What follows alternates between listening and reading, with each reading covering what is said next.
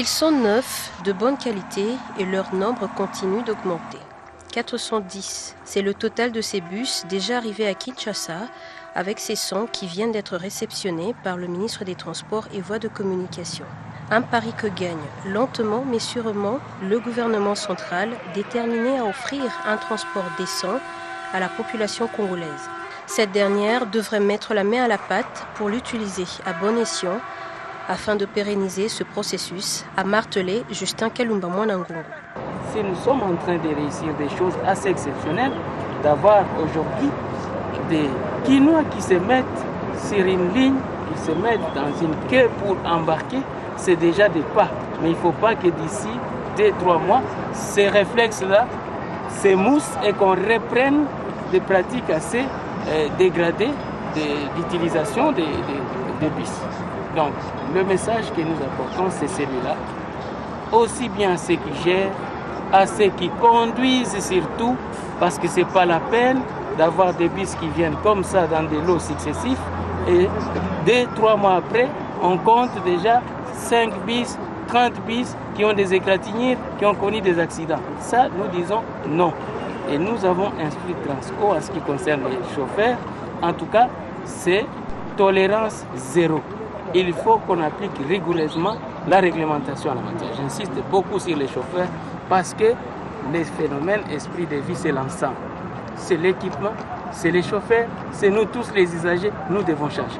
Le premier objectif pour le gouvernement était d'atteindre 500 bus, mais il n'entend pas s'arrêter là pour Kinshasa. Ne croyez pas que le projet Transco est plafonné à 500 bus pour Kinshasa. Non. Par contre, la mise en exploitation des lignes obéit à un certain nombre de critères. Il faut que sur les lignes qui sont mises en exploitation, par exemple, on aménage des abribus pour permettre un embarquement responsable et ordonné.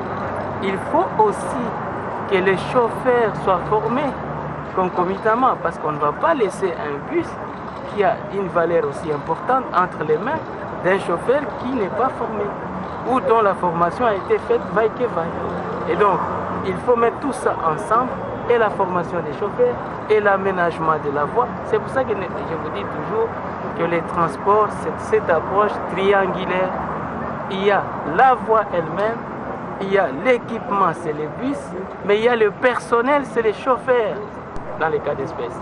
Et donc, il faut aller avec les trois ensemble pour avoir les résultats. Si vous laissez un des paramètres, vous n'aurez pas les résultats voulus. Donc comprenez que c'est progressif, c'est graduel. Et nous avions annoncé tout cela, que la mise en exploitation des bus va se faire de manière progressive et graduelle, mais certainement de manière efficace. Le gouvernement central va également élargir ce programme aux provinces où les études de faisabilité sont déjà en cours.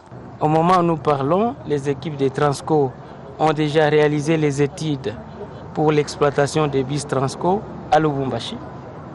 Les équipes de Transco ont déjà réalisé les études pour l'exploitation des bus Transco à Kisangani. Et donc, comme nous l'avons dit, c'est un programme progressif. Nous avons attaqué Kinshasa parce que, Kinshasa c'est la capitale. Deuxièmement, Kinshasa a quelle population? C'est au-delà de 10 millions d'habitants. Et donc Kinshasa reçoit autour de 15% de la population congolaise.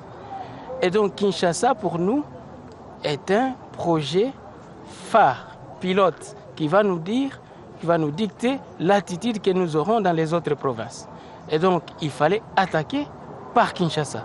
Mais soyez assurés que ces bus vont être exploités en province. L'objectif principal de ce programme du gouvernement est de combattre l'esprit de mort, ces Mercedes 207 qui ont causé plusieurs accidents mortels à Kinshasa.